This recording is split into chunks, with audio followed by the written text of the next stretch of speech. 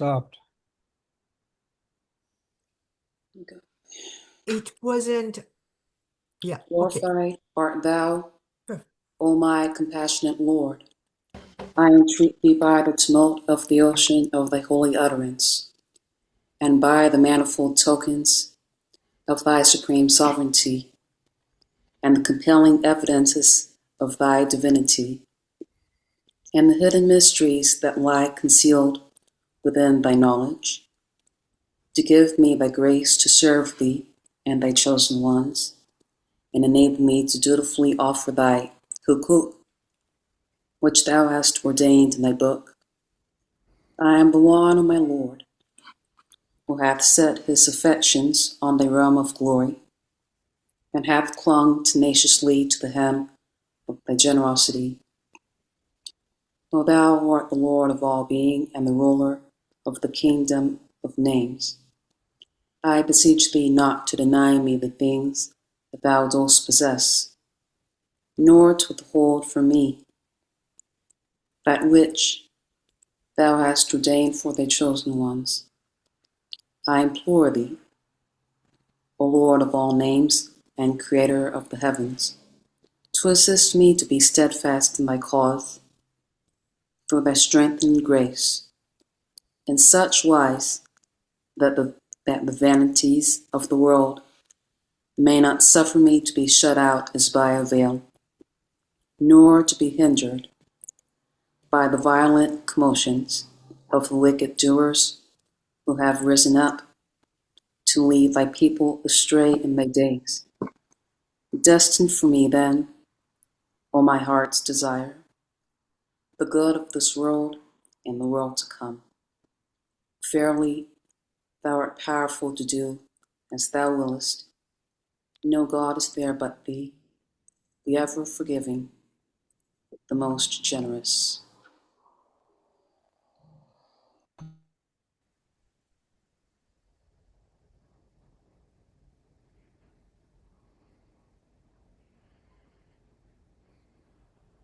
Go ahead, Diana. O my Lord, this is a lamp lightened by the fire of thy love and ablaze with the flame which is ignited in the tree of thy mercy. O my Lord, increase his enkindlement, heat and flame with the fire which is kindled in the Sinai of thy manifestation. Verily, thou art the confirmer, the assister, the powerful, the generous, and the loving.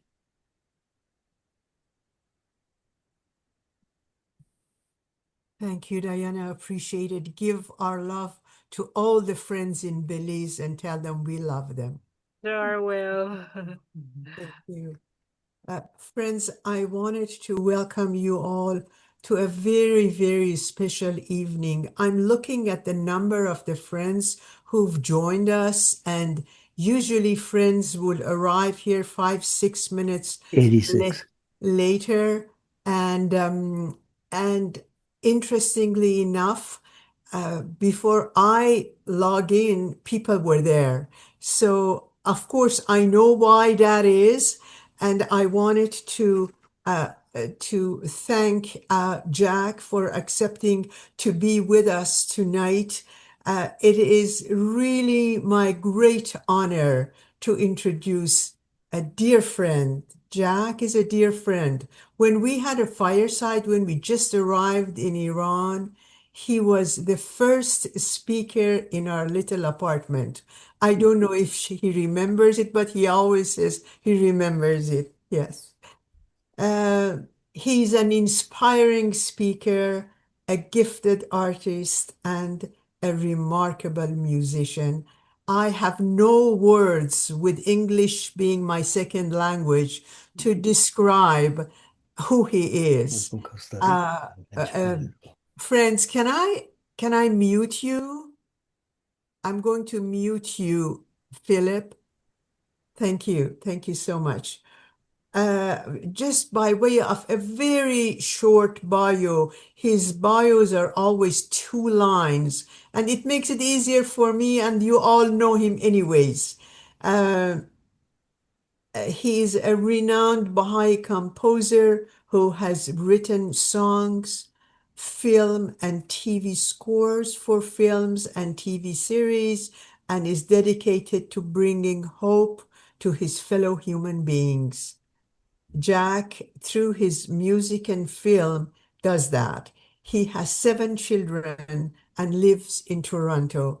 Very welcome, Jack. Thank you for accepting our invitation. The pleasure. Thank you so much. I'm thrilled to be here, Firuz, and I'm going to ask you a favor if you don't mind. I can't leave my phone turned on, otherwise it just rings all the time. And I would love it if you would tell me when to stop. Oh, never. Oh, never, Jack. That No, cannot be no, possible. I mean, you have a good sense of when people are have had enough or are tired or or want to move on. So I would really appreciate any time that you want to say it's okay, that's enough. That's great. I'm thrilled to be here, and I especially love this subject. I didn't choose this subject. Firuz chose the subject, and it just shows her intuition for what's important to artists and in fact what's important to communities. But I want to play a piece first, since we're here to talk about the arts and culture. One of the things that's fascinated me throughout my life as a musician, as an artist, but also as a Baha'i, is how the impact of saintly figures through history have affected us. And it's a hard thing to kind of understand, especially in the light of the type of world that we live in now, which is not very, I would say, not very religious. I think it's yearning to be spiritual.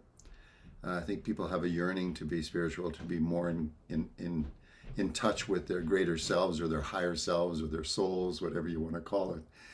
But I keep thinking that the lives of these figures through history have had such an impact, and we remember their names. We remember their names more than the politicians, and sometimes even more than the kings and queens of centuries.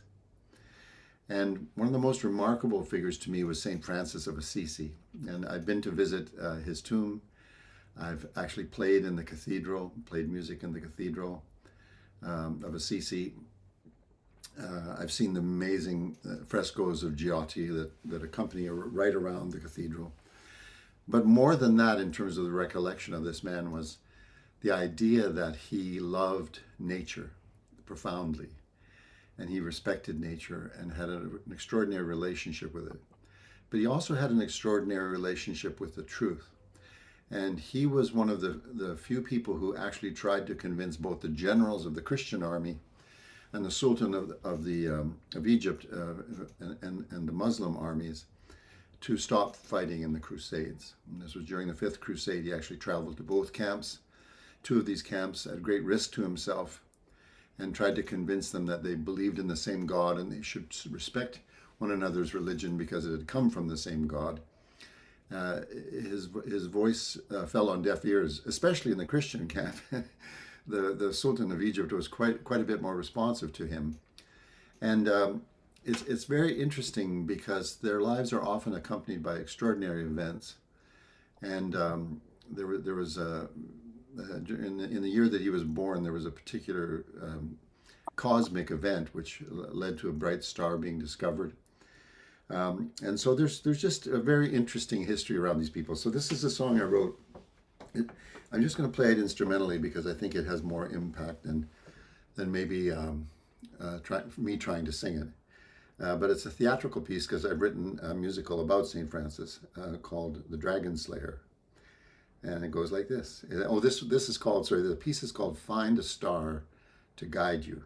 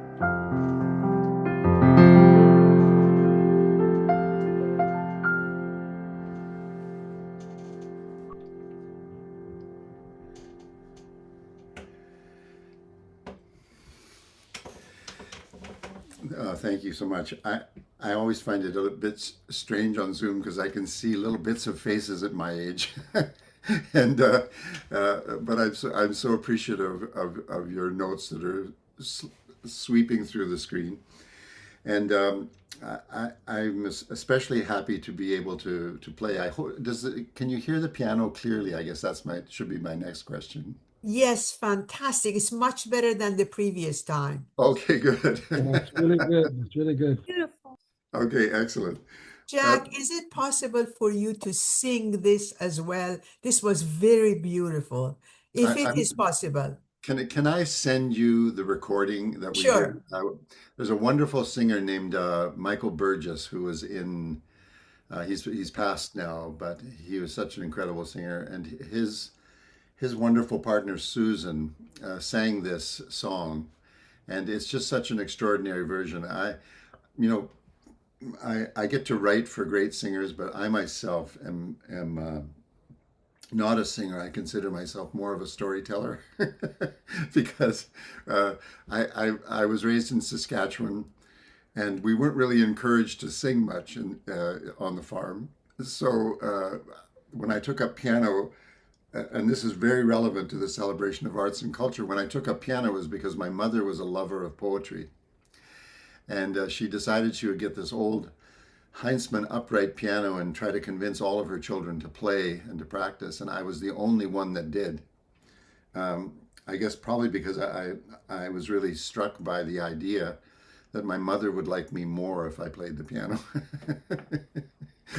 And so I really appreciate I appreciate that she was a lover of poetry and language. I often tell people that one of my earliest memories of poetry was her reading the poem of T.S. Eliot to us called "The Hollow Men," and I remember thinking, as one of my, I remember it as my first abstract thought was, what is a hollow man? Like, he has nothing inside? Is he just like a empty or something? What does it mean, a hollow man? And that stayed with me, that impression of poetry and how much she loved poetry and language and authors. She was a huge fan of James Joyce, of all especially the English poets, the British poets, I should say. And so that really impacted me, and it sort of encouraged me to study and to learn to play the piano. And I studied the Toronto Conservatory. But the journey of any artist is really unpredictable. You don't really know how it's going to go. My parents knew no one who made a living at music. And so the whole idea of how you would build a life based on art was really challenging. And yet my first art teacher in university was a man named Otto Rogers. Some know him as Donald Rogers. He was a professor in Saskatoon and a fine art painter. And I didn't know that he was a Baha'i. And it was through his classes that it created a curiosity in me, because I loved his ideas and his openness and his love of beauty, and how he could talk in such a compelling way about the influence of beauty in our lives, that he really inspired me. And I finally convinced him that he had to invite me to his house and tell me where these ideas came from. And that's how I heard about the Baha'i teachings.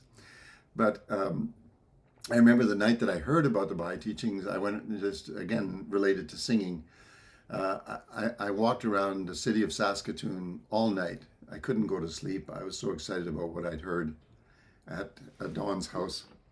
And I kept singing the Beatles song Blackbird. Take these broken wings and learn to fly. You've been simply waiting for this moment to arrive, right?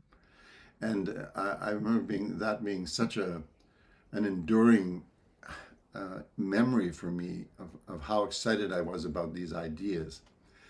But more than that was the idea that I just thought, because of all the people I met initially in Saskatoon, that Baha'is were all artists.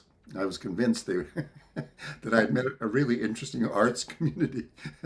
And it wasn't until I moved to Toronto and met a trucker that was a Baha'i that I had to sort of change my perceptions. So but I wanted to sing a prayer that it's one of the first pieces of music that I wrote for the Baha'i community and for my children.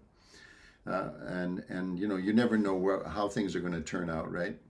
But this ended up being a piece that has really, you know, has been part of our children's lives, part of my life, part of our, I don't know, part of our sense of how we understand melody and words. And of course, these are the words of a very remarkable person named Abdul Baha, and how he talks about guidance, and he says, oh, the prayer says, "Oh God, guide me, protect me, make me a brilliant star, make me a shining lamp and a brilliant star.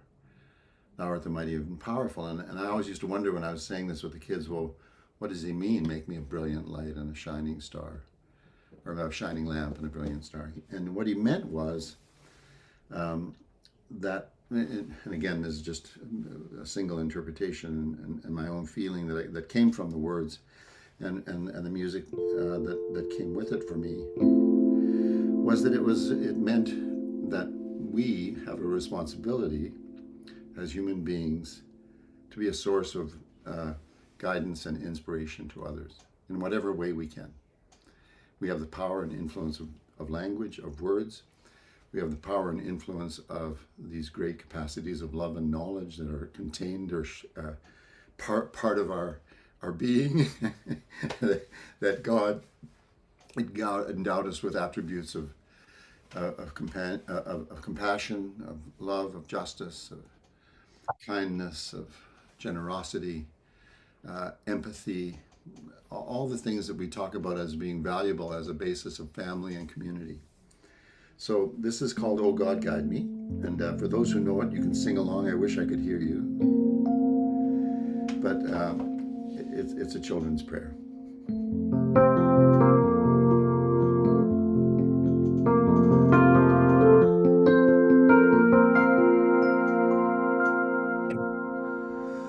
Oh God, guide me, protect me, illumine the lamp of my heart, and make me a brilliant star. Thou art the mighty and powerful.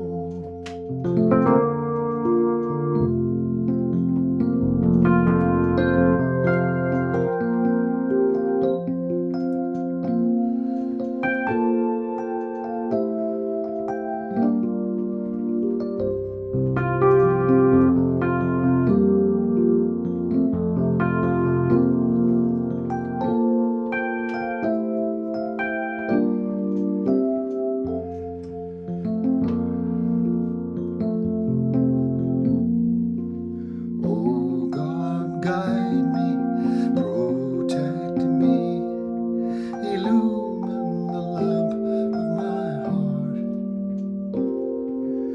and make me a brilliant star. Thou art the mighty and powerful.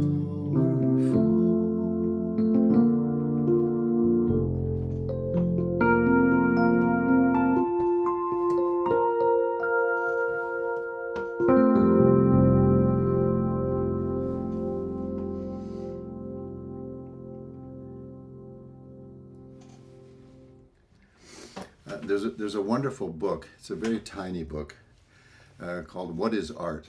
It was written by Leon Tolstoy, who actually was a very inspiring, not just an inspiring writer, but philosopher, teacher, extraordinary life story of his life in Russia, and the influence that he had with so many people.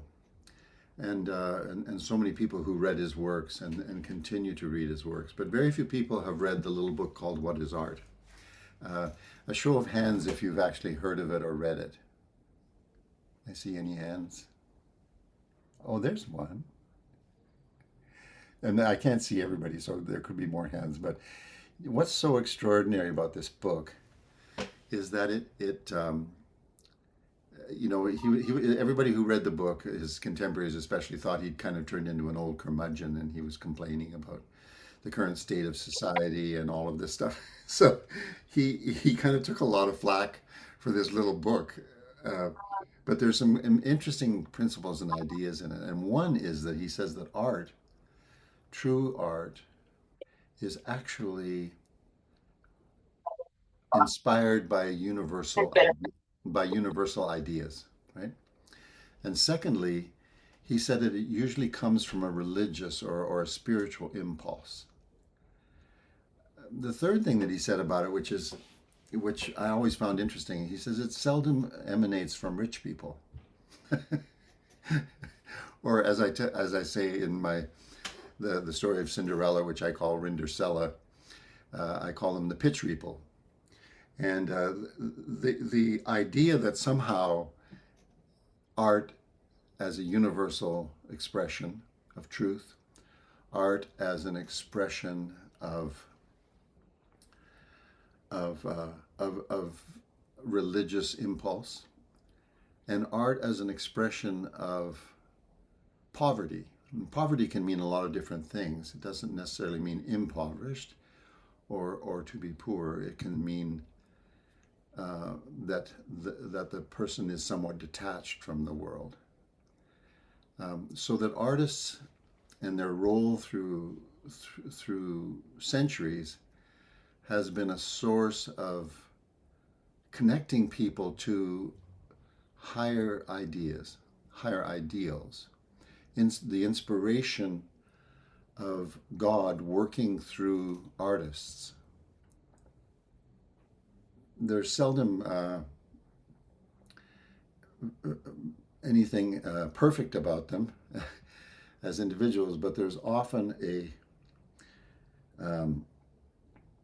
no doubt that when you experience their work, that you see and behold perfection. And this isn't from Tolstoy, but it was from an essay written by Théophile Gautier about what art is. He was writing about the influence of Baudelaire, and the French have always had a great interest in creativity, and it's been an extremely creative community for centuries. It's just so interesting to hear what he said, because he said that art and music and these various forms often reveal the splendors situated beyond this world, beyond the tomb, he said. And it's so interesting because when you think about it, what connects us to a world that somehow we're limited from seeing? Something that is some can be elevated beyond language, can be elevated beyond our ability to express what that world might be like. But he said these forms of expression that portray beauty and perfection reveal the splendors situated beyond the tomb.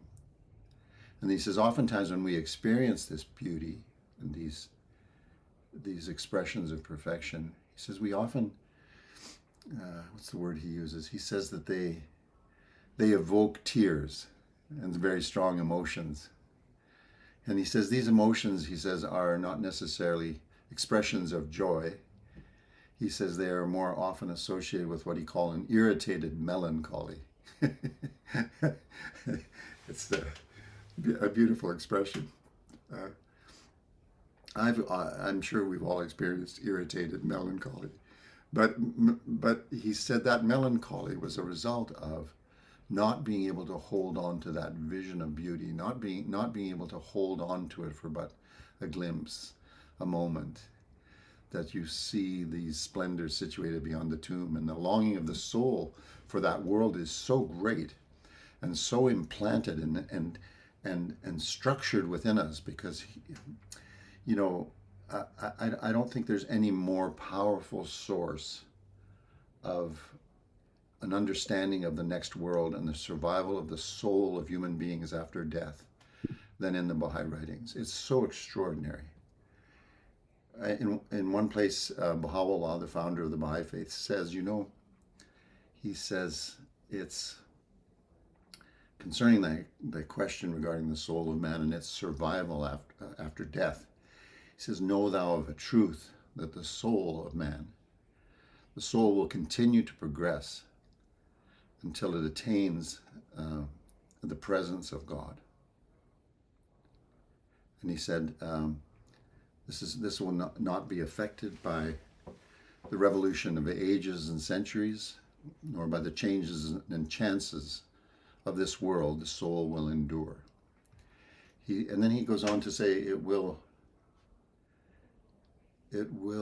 reflect the signs of God and his attributes, and will manifest his beauty.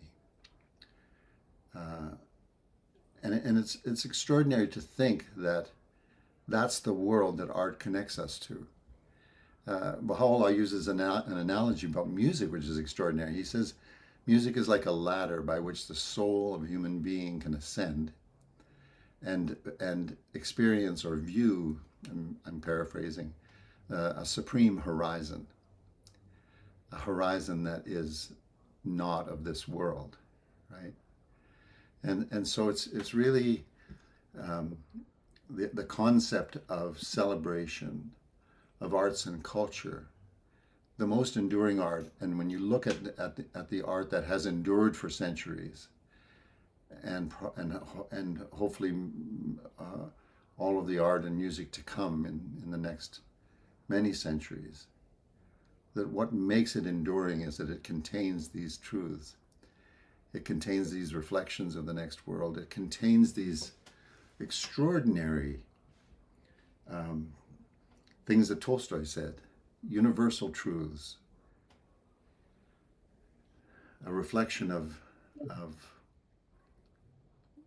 spiritual and religious impulses that are part of the life of the soul, often latent, often to be discovered, often to be trained through adversity.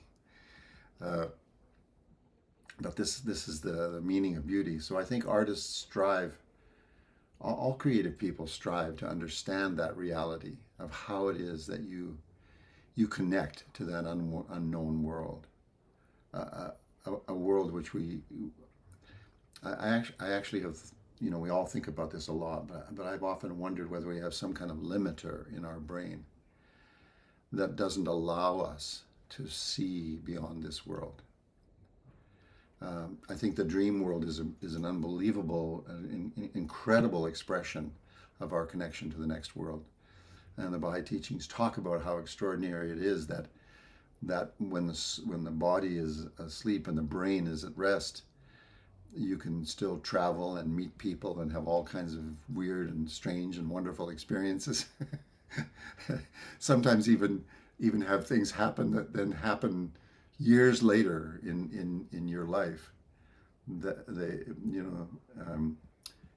People call them déjà vu, or the idea of some kind of an experience that we hold here that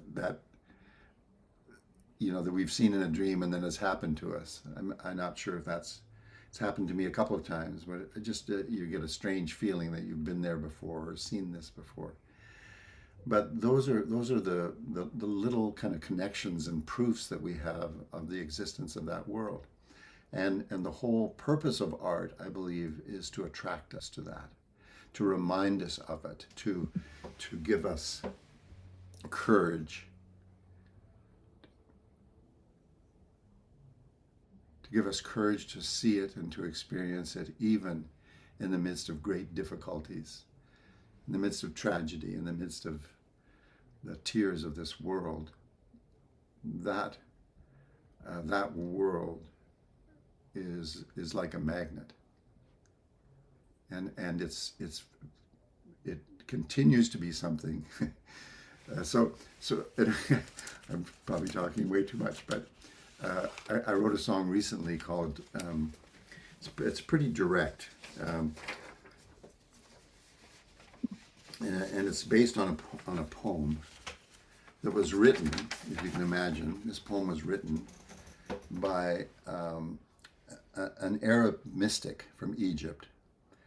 And he wrote this poem in the 19th century. And then, and this is the translation. He says, those who tread the path and knock at the door, those who tread the path and knock at the door of knowledge of the light are sincere and forbearing. Standing face to face with the angels who greet them, they cleanse and purify their souls to meet him. They pour for them the water from the fountain of Baha. Then their eyes awake, beholding their God, passing on the right with glory and majesty. Wanderers every one, wandering the earth, their hearts attracted to him, attached to him, and the greatness of his holy name. We have found Baha, so we hasten there to offer our lives as a sacrifice to him. He is our ransom as his name appears above the horizon of the kingdom. Really extraordinary. This person knew nothing about the Baha'i faith, knew nothing about Baha'u'llah. Baha'u'llah would have probably been in a prison in Akka during the time this was written. But it was also interesting because at this, towards the end of the 19th century, Baha'u'llah died in 1892, a prisoner in the area of Akka and Baji in what was then Palestine. And around that time, Leon Tolstoy had read about the teachings of the Bab and Baha'u'llah, these twin messengers of God, and he said that there is a prisoner in Akka who holds the key. And by that he implied he held the key to our understanding of truth and our understanding of reality and our understanding of where the world was going. So if you don't mind, I'm just going to put my piano desk up here, and I just wrote this recently, so I wanted to sing it for you. It's called Say the Word. I'm trying to remember where I heard that phrase first, say the word. But sorry, I just have to get this to stand up. Okay, sorry.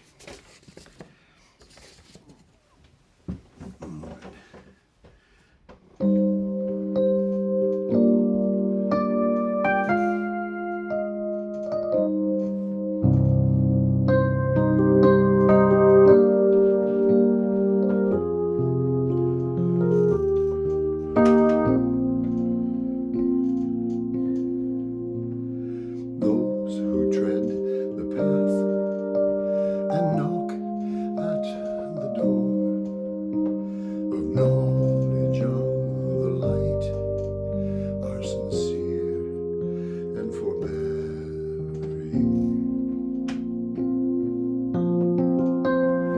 standing face to face of angels to greet them. They cleanse and purify their souls to meet.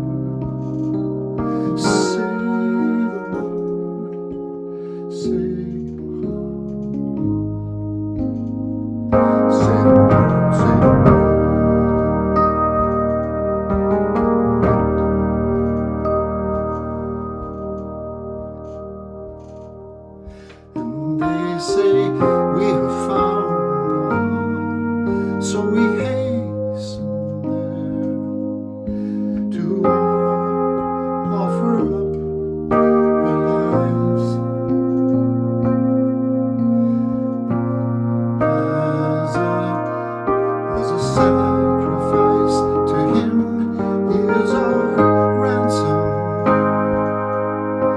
to open up our eyes.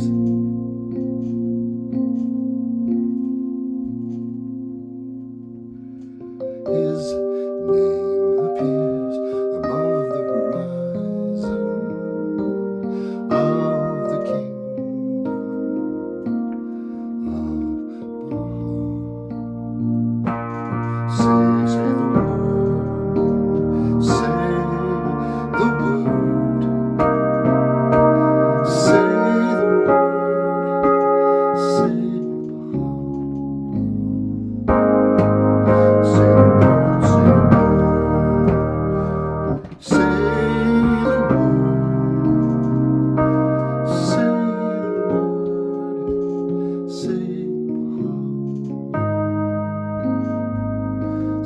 word, say the word.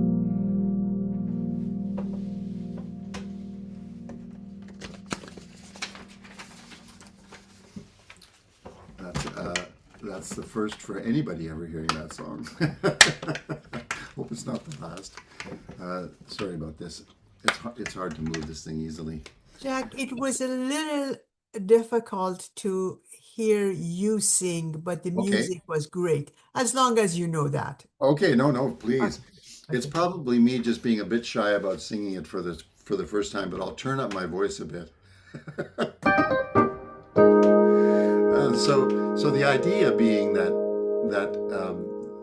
this song was based on a poet, a mystic kind of poet in Egypt, talking about this influence in the world that he felt, right?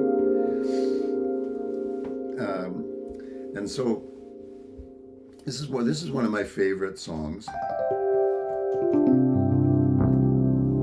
and it's about the idea of how music, in many ways, has brought love and compassion through centuries.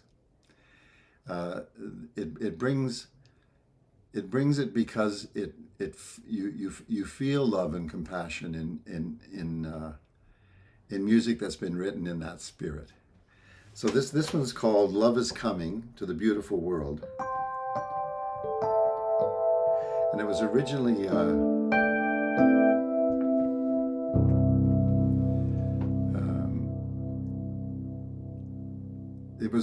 inspired by a line in a song from one of those crazy movies, Mad Max, Beyond Thunderdome.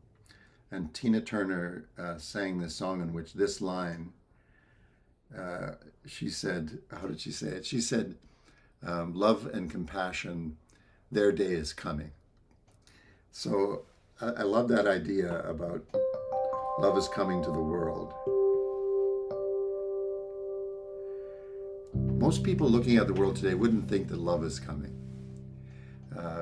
We see a world that's really kind of in chaos. Baha'u'llah said over a century ago, he said,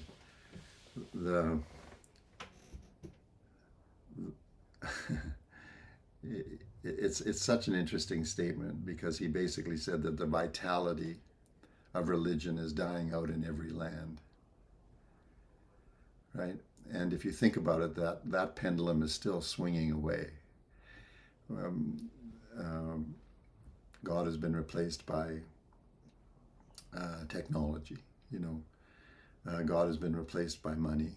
God has been replaced by greed and by oppression. Oppression of the soul, oppression of a religious way of life. A person who's religious today is considered to be unbalanced often. So this celebrates the idea that that's in fact not where we're going. It may appear that's where we're going, but we're actually going in the direction of becoming the gardeners of a very beautiful world.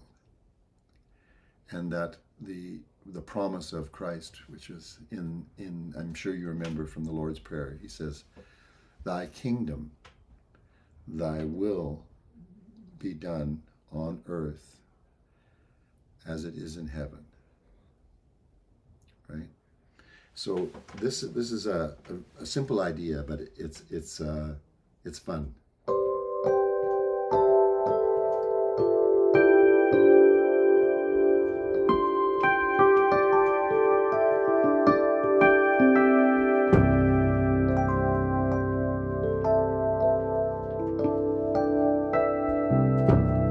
Love is coming to the world. Want to tell you about a story from long ago, about a mother who sent her children out to sow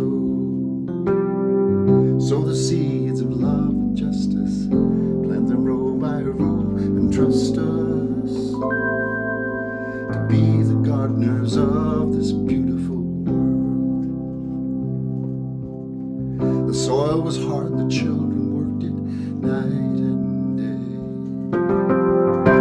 Find a kindness for another day. A house divided, a rocky shore, turn to sand and be no more. There be no gardeners of this beautiful world. But I can see that love is coming. I can see that love is coming. Yes. And I can see that love is coming to the beautiful world.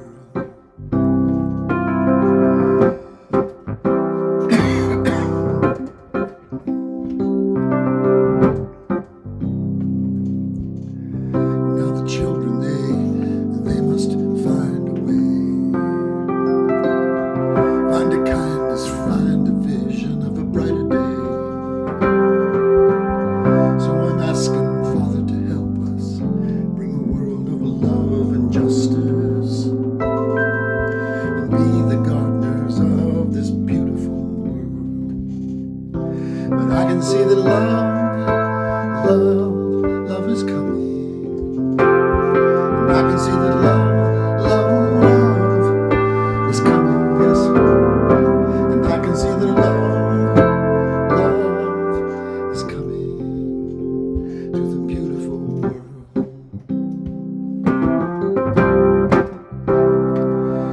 And oh, how he loves to see the world come shining. Oh, how he loves the good in every soul.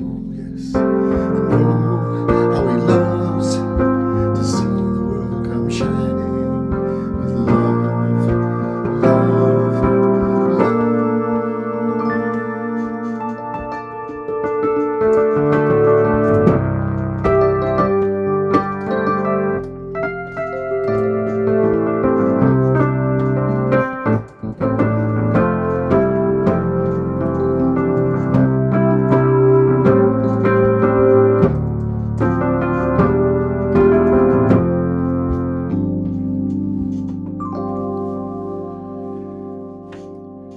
Want to tell you about a story from long ago, about a mother who sent her children out to sow the seeds of love and justice, plant them row by row, and trust us to be the gardeners of this beautiful world. And I can see that love is coming. I can see that love is coming. And I can see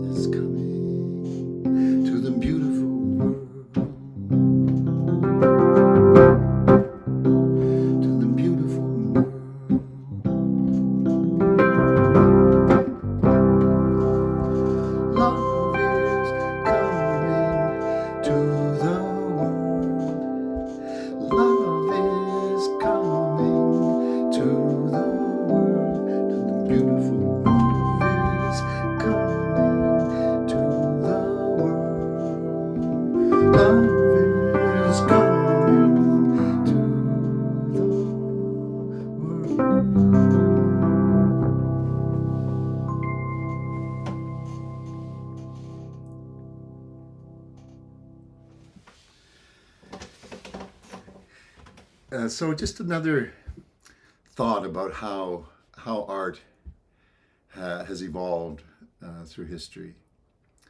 And I'm certainly no expert at this, but I have a great curiosity about it.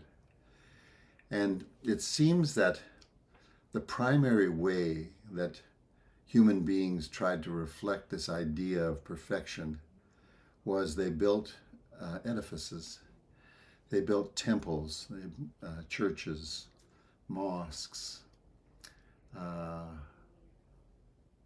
and those were intended to be a place that would inspire through their structure, through their beauty, would inspire a sense of awe in people. So in a sense, architecture was always the first expression of religion in that form, in the art of architecture. And with the other fine arts of painting and sculpture, obviously those were often integrated into those places of worship. And it's really interesting to me that you have, it's said to be that over 40% of the world's cultural output came from Italy, which of course was the place where all of these young architects and builders would study from the masters, and then they would be sent off into these little villages and towns to build some majestic cathedral.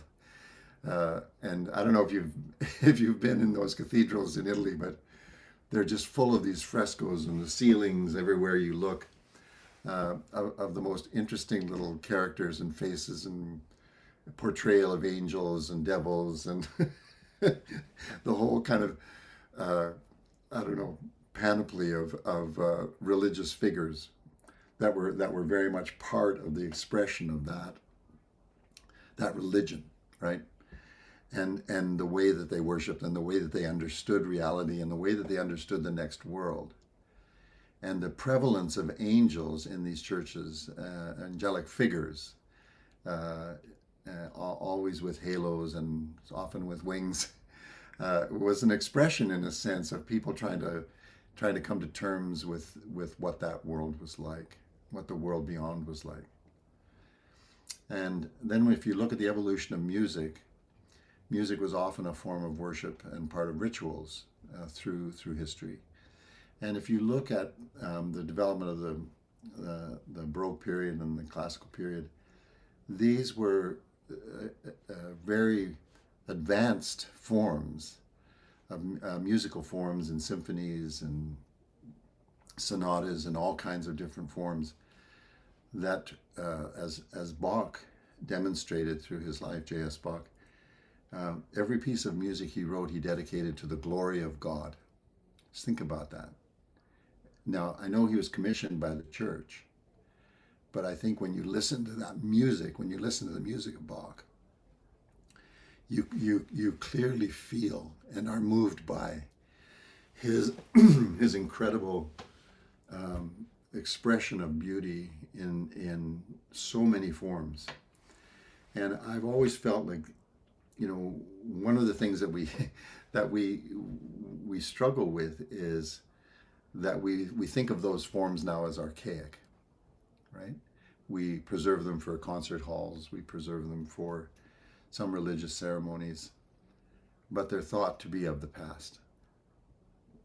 Whereas in fact, they were very much of the present when they were created, and they were very much a part of bringing a sense of order, beauty, perfection, celebration of life through those forms. Right? And so they have endured because they were created for that purpose, to uplift, to inspire. I've been working on another song that I just wrote because I was asked to write it by a friend to write a song for the Canadian Baha'i Temple. And I don't know if you know that, but in one of the new temples being built over the next few years is in Canada.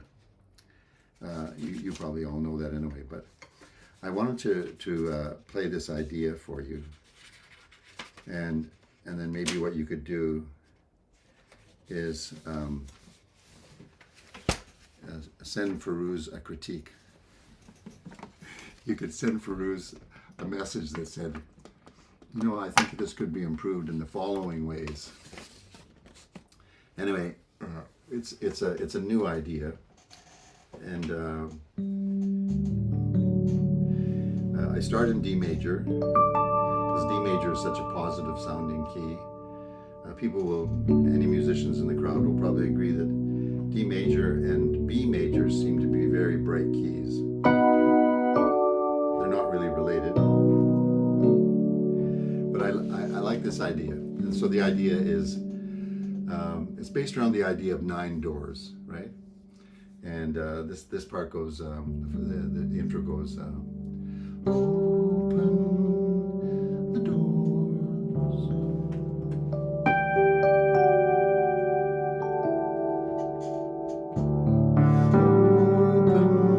Open your heart.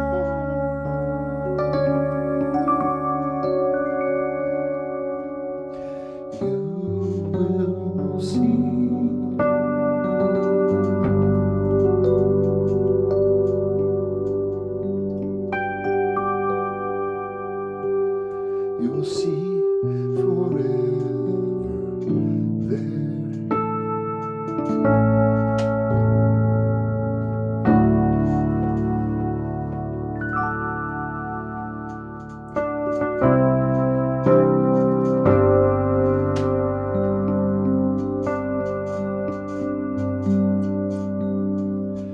Nine doors open to heaven. 9 doors open to the mansion of God. 9 doors open to all the religions of our Creator. 9 doors. So come with us. Come with us.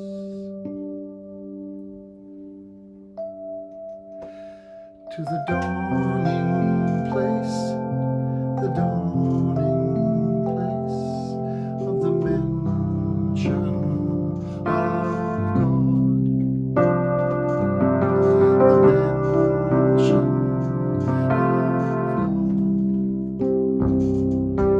9 doors open to heaven.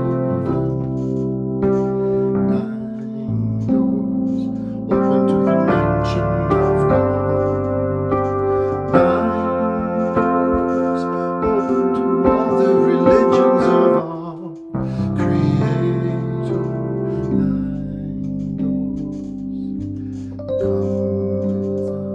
doors. Come with us to the dawning place, the dawning place of the mansion of God, the mansion of God. We have been created to know and worship God. We have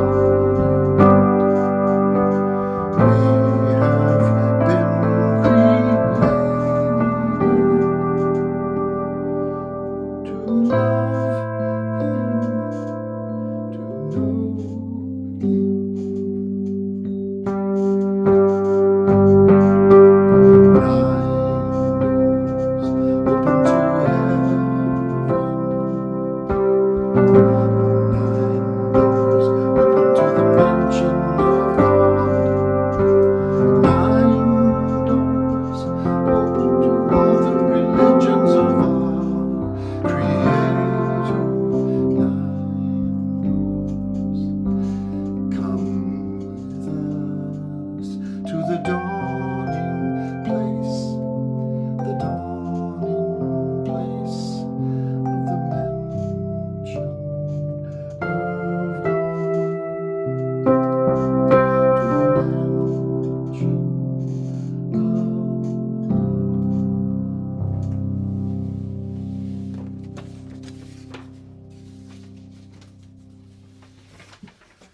another first for you and me to have anybody else hear that song. And I'm sorry for momentary lapses of memory and also my inadequate singing ability. But I'm going to have a very nice choir sing it, and hopefully it will be useful. So, Firuz, I haven't seen any waving of your arms to. There is no waving. I have no arms or hands. Go for it.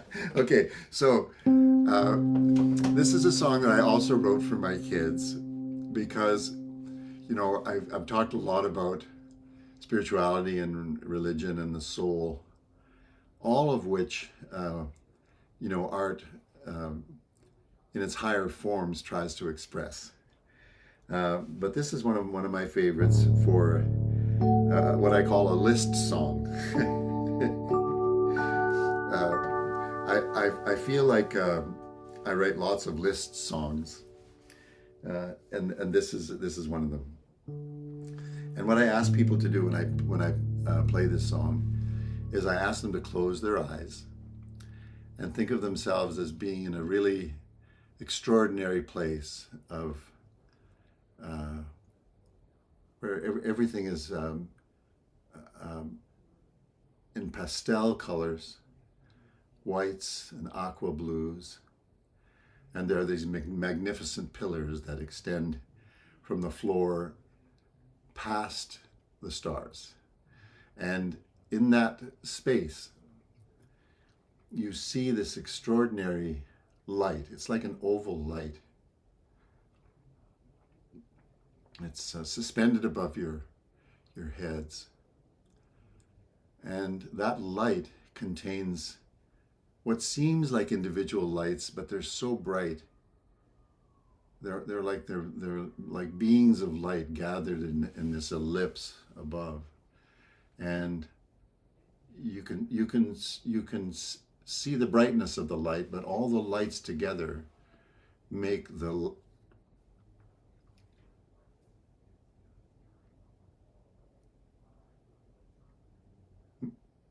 it creates a kind of radiance that you're just so struck by how beautiful it is, how serene it is, how extraordinary these beings of light above you are. So when you hear these names, you think of this light and its brilliance and its radiance. Noah, Abraham, and Krishna, Moses, Zoroaster, Buddha, Jesus Christ and Mohammed, the Bob and Baha'is,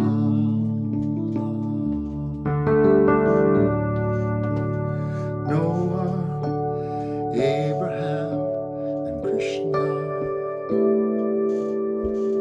Moses, Zoroaster, Buddha, Jesus Christ and Mohammed, the Bob and Baha'is.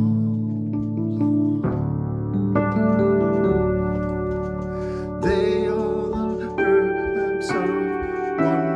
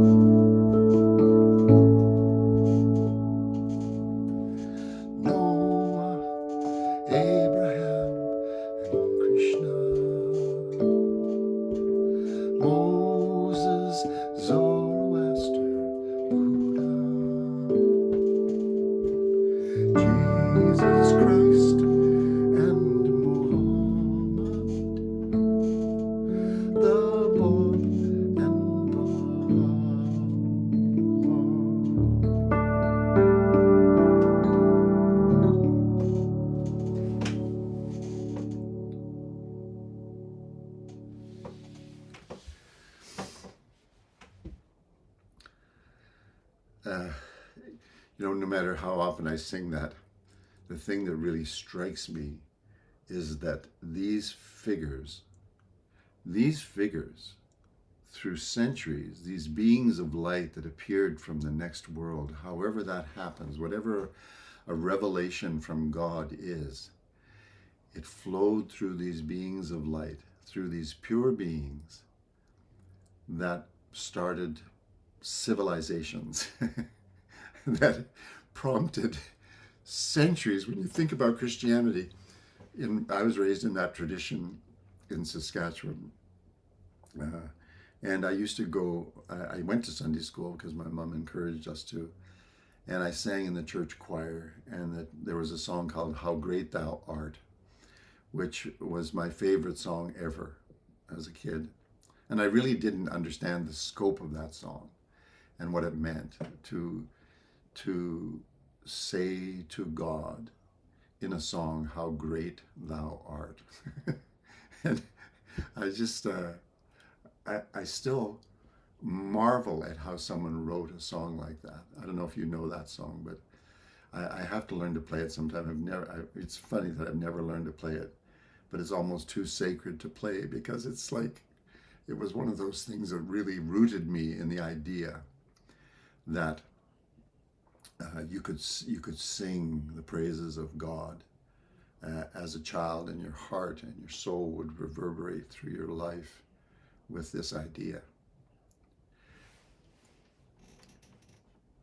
But it's not just civilizations they created, because civilizations live and breathe because of art. And the art is what's left after the civilization is gone. It's interesting. People still look at Persepolis, or they look at the temples the Greeks built, or they look at the temples that are built in South America. You know, the Mayans and all these various cultures that built these temples to worship some higher being, right?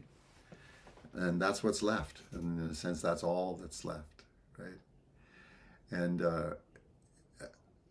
I think it's extraordinary that now we have an opportunity, and that's why it's really exciting to me that we're now building these Baha'i temples all around the world, that will be places with 9 doors where every soul in the world is welcome from any religion. I saw the lineup the other day. I don't know if you've seen these pictures at the Baha'i temple in India called the Lotus Temple. It's in New Delhi. And I was so fortunate to be able to work with Ravi Shankar and Ashit Desai and his wife Hema Desai on the music for the opening of that temple. And I spent 12 weeks in India rehearsing choirs and putting all the music together. Ravi Shankar had written 9 pieces of music for the dedication. It was so extraordinary. And so I'm looking the other day, this temple has been there since 1986. I'm looking the other day, and there are lines of people that go all the way through the grounds, hundreds and hundreds of yards or meters, going all the way back to the opening, and then more people lined up then. And this was, I think, a couple of weekends or a weekend ago. And just this steady line of people that go through this beautiful building that was designed by Faraburz Sabah, a Persian fellow who became a Canadian citizen, was welcomed here, by the Canadian government. An extraordinary person, and it's just I don't know how many of you have been, but it's just an incredible expression of beauty for a place where you can go and say prayers and hear only the word of God spoken or sung. It's really extraordinary. So I feel that we're just at the beginning of this new expression. And how are we expressing the beauty of these new teachings? But first through architecture, right? Through these beautiful temples, through the buildings on Mount Carmel in Haifa. I don't know if you've seen pictures of them, but they're extraordinary. I was involved in the dedication of what many people call the Hanging Gardens. I supervised the music for that event. And I spent another 12 weeks, almost 3 months in Haifa planning and working on that with all these wonderful musicians and choirs. And I went to Africa and helped organize a choir with Jason Shepard and Susan Harding.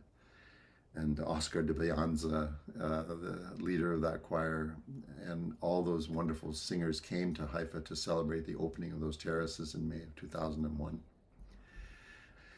And those are enduring, powerful memories for all of us of the beauty of diversity, the beauty of cultures, the beauty of their music, and the beauty of the idea that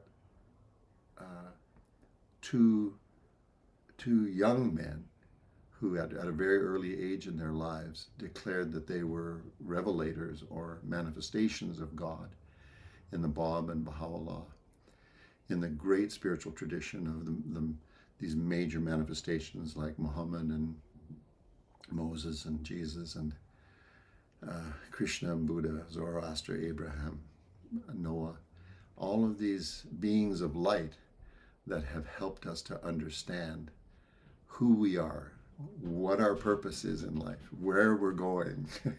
and the great thing is, and if it's okay, maybe I'll close with this one, Ferouz. This is a song called The Greatest Moments. And I have to admit, I wrote this for a Kodak commercial when Kodak was still around in the 90s. And then it got adopted because Kodak actually didn't end up using it, but AT&T did, and it was sort of a theme for the 1996 Olympics. And it's called The Greatest Moments Are Still to Come. And the fellow Peter Greco, who commissioned me to do it, said a very funny thing to me about, it was 3 months after I'd written it and it had been on air and been used at the Olympics to celebrate the success of the winners every night on the AT&T stage. And this beautiful choir, gospel choir, would get up and sing it. And it was such a thrill, but he said to me, which was really a surprise because I didn't tell him I was a Baha'i. He called me and he said, "You know what? I figured this out." I said, "What?" He said, "That's a Baha'i song." I said, "Well, it's actually not. You can't say it's a Baha'i song. It doesn't have any lyrics from the teachings or the writings expressly." I thought he was upset about it, right? Because he sounded like he was kind of agitated. And he said, "Oh, no, you got the whole wrong idea." He said, "I've been reading about it. It's a wonderful thing. It's all about the idea that we're heading for a world in the future where the humanity will be united and all the nations will be sisters and brothers and there'll be no more war. There'll be a sense of enduring peace for humanity for centuries." He said, "I've been reading about it." He said, "It's a Baha'i song." I said, "Okay, I'll take it. It's a Baha'i song. I'm good with that." Anyway, it's always that challenge when you work in the field of art and music that you don't want people to feel necessarily that you're having to be sort of promoting something. But at the same time, can there be anything better to promote than the idea that we're one human family? All of us globally are part of a family. All the sciences have recognized it. Technology and science has recognized that we're one race. All of our systems economically are integrated. Where the stock market goes down in Japan in the morning, and the rest of the world follows. If you can pick up a phone and literally dial anybody anywhere in the world. Maybe like Roger says, there are some remote parts of Canada where you can't, but they're saying they fixed that now. But the whole reality is that we are a human family. And Baha'u'llah says that family is going to go through an intense period of testing and trial. And out of that will emerge a politically united world. He said it may be relatively lifeless because of the intensity of the suffering that it will have to endure to realize that it's a united world. But it will be a united world. And then he says that politically united world will then be imbued with the spirit of these new teachings and will rise to its station as Christ said, thy kingdom come, thy will be done on earth as it is in heaven.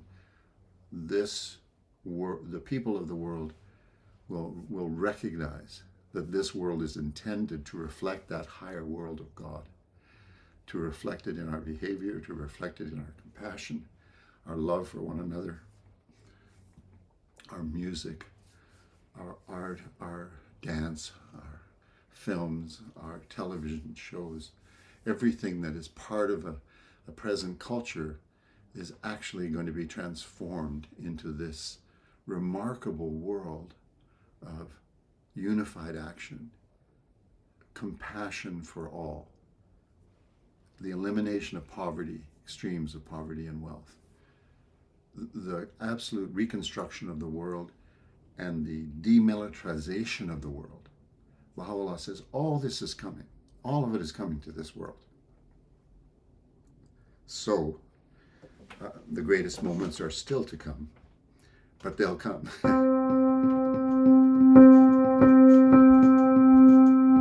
If we could see what just one could imagine, imagine for a moment what could be done. A moment of insight, of inspiration, the greatest moments, the greatest moments, the greatest moments are still to come. Now is a great time to be alive. The world is moving to a brilliant sun. Now is a great time for man, woman, child. I tell you, children, I tell you something, listen, people. I tell you something, my human family. I tell you something, the greatest moments are still to come.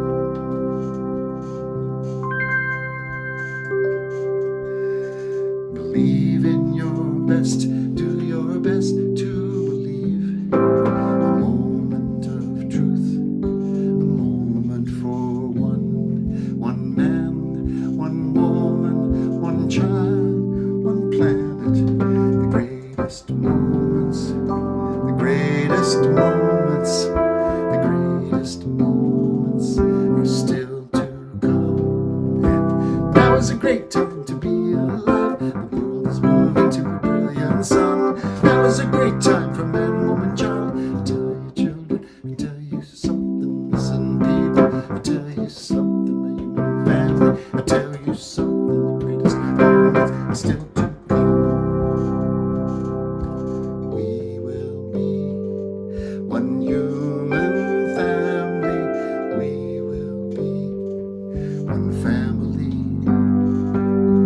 We will be together. We will see a new world coming. Our star is rising. Yes, and our star is shining.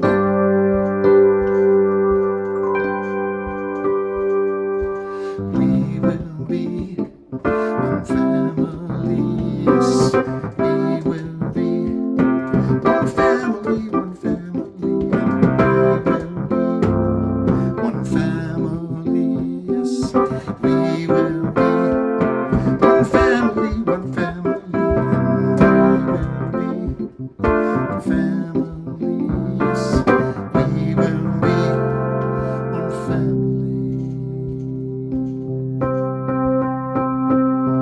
If we could see what just one could imagine, imagine for a moment what could be done.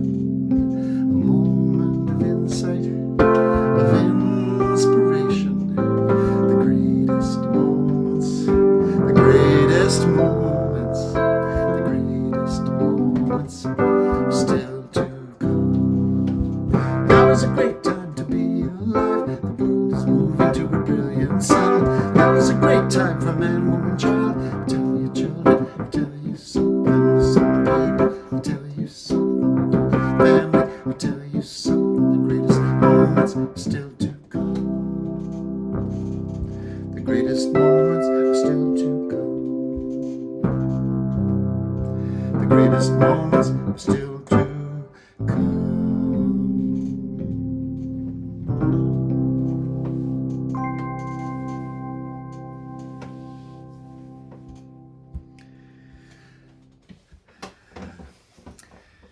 Firuz, is that okay, or do you want me to play another song? I have no words to thank you. Would you one more song, please? And I have a request to ask of you Please. because after this we will have a devotional, and actually this particular fireside is in the name of Mrs. Javid, whom loved and adored you, adored you. Well, that So she was such an inspiration to all of us, and especially to me. And I spoke many times at her house and played music many times at her house, and it was one of the great experiences of my life. Thank you for mentioning her. you're I, very welcome. yeah, that's amazing. So if you can sing one more song and then we will ask Shu. Are you here, Shu? Shu is our Chinese friend. Anyways, so I was wondering if we can say a prayer in her name after you sang. Sure. Appreciate it. Thank you. Uh, so this is a song called "Walking in the Footsteps of the Master," and it's an older song that I wrote many years ago. But the thing I love about the song is it talks about these two people, Lua Getzinger, and the story is that she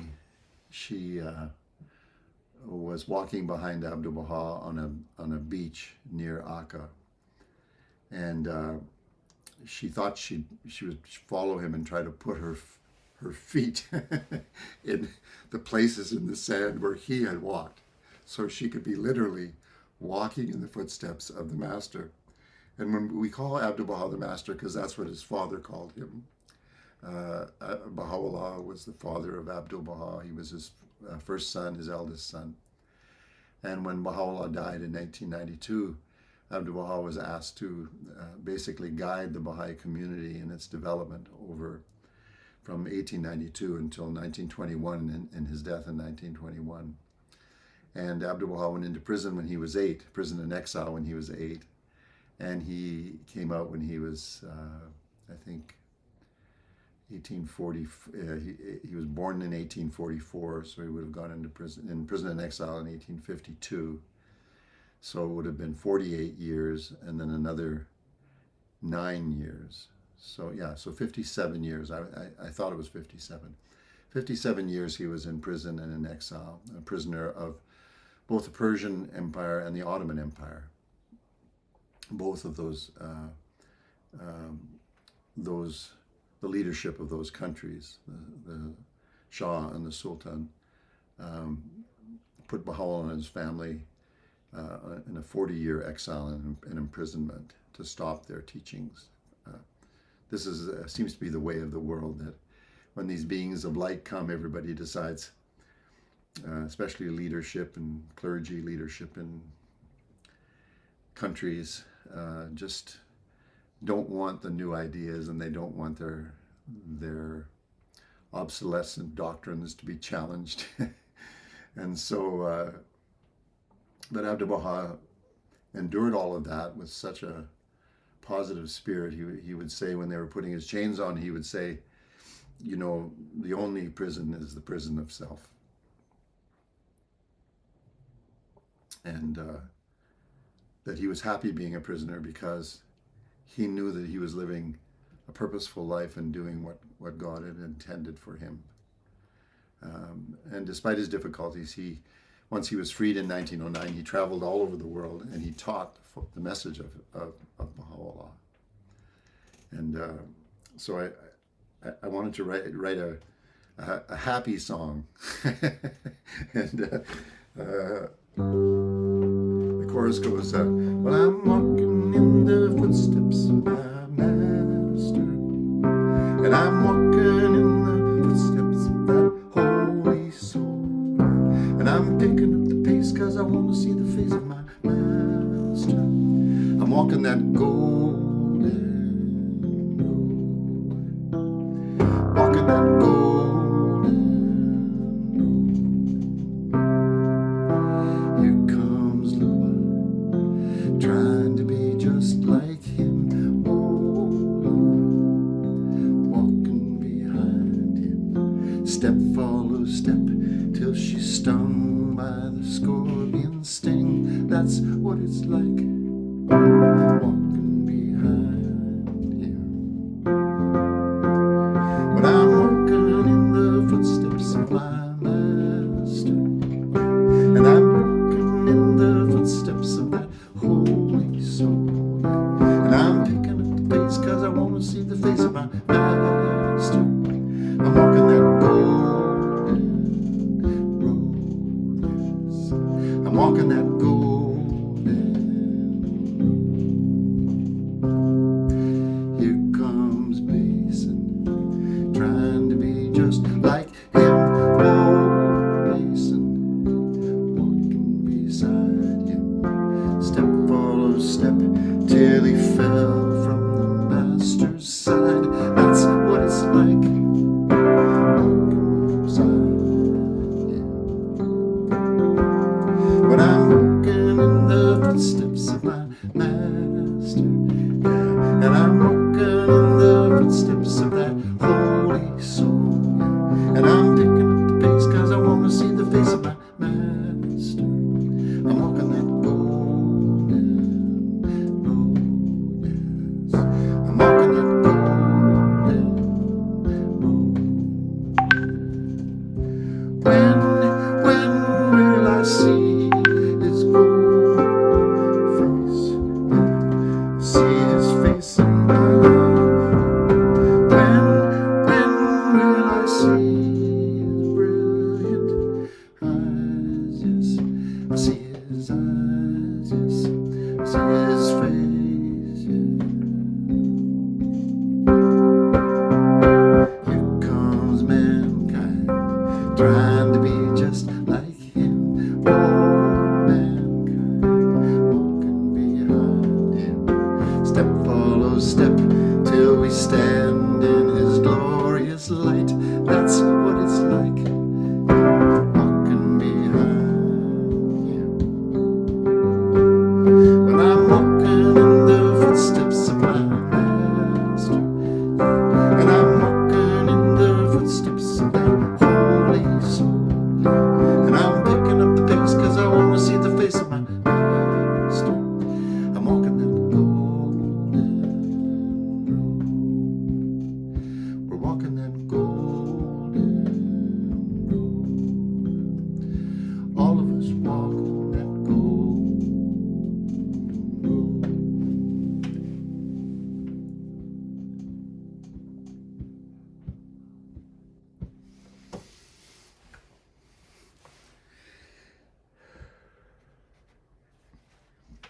I have no words to thank you. I just want to read, with your permission, only a few of all the things that are in chat. And I'm kind of confused because I have to go up and down, and I hope you forgive me. Well, Solange, go ahead. no, maybe you could just tell me about it someday rather than embarrass me. No. These are the few things that people want to share with you. We can't do Oh, that. okay, They, sorry. they won't come next week if I don't do that. It is when you sang about all the prophets of God, Solange wrote, I reflect on the prophet songs when my grandmother was alive. Thank you. Cheryl wrote, Love you, Jack. Remembering Saskatoon. Cheryl Gord, EPP, Living Mission, BC. Love to everyone attending. Joy Tracker, thank you, thank you, thank you. Hello from Minden, Ontario. Thank you so much. Hello from Worcester. Thank you. We love you, Jack. There are so many of that. And Dale wrote, thank you for taking the time to come and inspire us with your loving songs. There is one quotation by Abdul Baha that somebody offered it to you. The musician's art is among those arts worthy of the highest praise, and it moveth the hearts of all who grieve. Wherefore, play and sing out the holy words of God with wondrous tones in the gatherings of the friends, that the listener may be freed from chains of care and sorrow, and his soul may leap for joy and humble itself in prayer to the realm of glory. Abdul Baha. Oh, that's so beautiful. I think that was such a wonderful description of tonight. Well, I'd like to thank Mona Mahmoudnejad for that, because probably if I was trying to do it by myself, I'd be a mess. But what I always do, Rahia Hanum, just to tell you a story, who was the Amatul Baha, Rahia Hanum was the wife of Shoghi Effendi, and she was a Canadian, folks. She was born in Montreal, the only daughter of Sutherland and May Maxwell. I'm sure you all know this, but it's extraordinary because she came to Canada when the persecution of the Baha'is was really at its height in 1980 and 81. I think she came a couple of times, and she always spoke with such eloquence about the martyrs and about these amazing people who had given their lives. And she said something that really struck me. She said, each one of us, every one of us, should choose one of these martyrs from our glorious past, whether it's the ones from the 1980s or the ones from various pogroms that have existed in Iran, right back to the martyrdom of 20,000 Baha'is. Thousands of these souls who gave their lives because they wouldn't lie. They wouldn't say they weren't Baha'is. They wouldn't just say they were Muslims to protect themselves. And it's going on today. There were another 10 women imprisoned in Isfahan this last week. 92 years of collective sentences for those women who simply were serving their community. And it's so shocking to me that it's still going on. But Rahia Hanum said, choose a martyr and pray to them that they will assist you to assist you in everything that you do to try to bring about the oneness of the human race. Anything that you can do, you can pray to these great souls, these souls who left this world in such a pure condition, such a holy condition, that these souls, he says, are the motive cause of the inspiration of the arts and sciences through history and in our current history. So these, I chose, it took me a while, but after I heard about the execution of the 10 women, Mona Mahmoudnejad, Shirin Dalvand,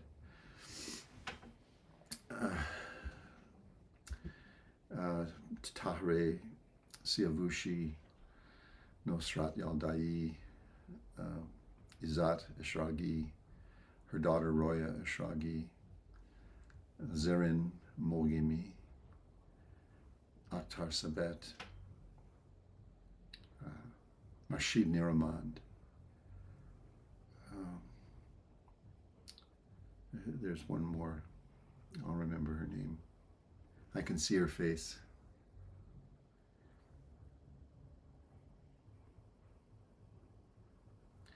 When I first heard about what had happened, June 18th, 1983, it was the largest mass execution of women in the history of the Iranian culture. They were all hanged at dawn on June 18th for crimes such as not being married. 7 of them were not married. Crimes such as teaching children's classes. Crimes such as, being an enemy of being a spy for America or a spy for Israel. And it was such an extraordinary story and had such powerful impact on so many of us. And so I decided I would pray to her, to Mona, the youngest, and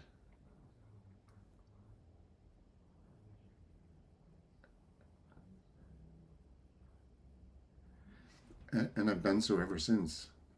I prayed to her before I started tonight because they have such a profound influence in this world, and our lives are absolutely changed by their influence.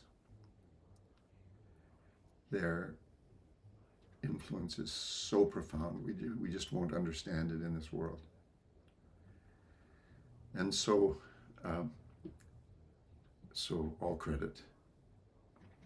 all credit to them, and especially to Mona. I had the great privilege, I went to Dubai to meet her mother because she got out of Iran for the first time about 20 years ago. And she and her daughter Taraneh, Mrs. Mahmoud-Nejad Farkhande Mahmoud-Nejad, and her other daughter Taraneh, who was the only person not in prison in the whole family during that time. And of course the mom and the dad, Farkhande and Jamshid, were executed, and obviously Mona. But I'm sorry, the father and the daughter were executed. Farkhande was in prison for about 5 months with them, and then was released just 2 days before her daughter was executed. But it was so extraordinary meeting them and hearing the stories of the courage of these women and the men. 6 men, most of them related to the women who were executed on the 18th. 6 men were executed on the 16th of June in 1983. And so, when you meet these people and you realize they're just like everybody else, right? They're just struggling through this life and trying to figure things out. And yet they have these people in their family who just made such a courageous decision to actually sacrifice their lives for their beliefs, because they would not lie, because they would not, simulate. They would hold on to their truths as they believed them to be sacred, and as a result, were executed by under the direct orders of Khomeini. It's an extraordinary story, but it really shows you, and has shown me from ever since that happened, that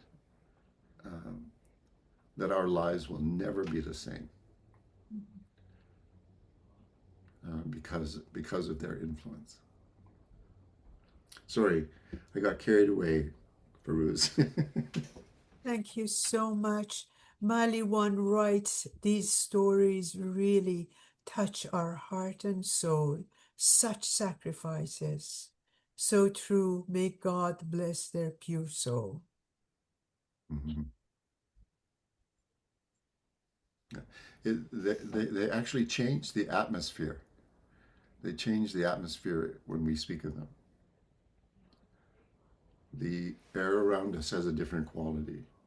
The magnetism of those souls creates this extraordinary feeling that is often overwhelming. My wife says that I'm seldom lost for words, but these souls take your words away because you can't describe the spirit and feeling that they bring. Anyway. Simin Morimi is the 10th Simin, martyr. sorry, yes, Simin. They wrote it. Simin Mashteri wrote it for us. Yeah. Yes. Simin, yes. They are with us. They How are. wonderful. Yeah, I'm sorry I forgot her name. I can remember her face and her glasses. but Simin was extraordinary. You know, these women, they had this thing. Let me just tell you a funny story. They they had this thing where they had to study one day. It was like they had to pretend they were at university in their cells, and the guards and the people who ran the prison said that it was their days that they had to, you know, study and learn, right? And the only book was the Quran. That was it. That was their study and learning, and they used to laugh about it, that it was the only university they, because some of these people like Mashid Nurman was a graduate in physics. You know, these were brilliant women. Zarin Mokemi could recite whole texts of Baha'u'llah, like whole volumes of texts of Baha'u'llah. She was an extraordinary poet. She was an extraordinary thinker. Anyway, so they used to joke after university hour, as what they called it, that it was a strange university that there was only one book. and this was enforced by the people. They would stand over them and make sure they were studying that book for that 1 hour.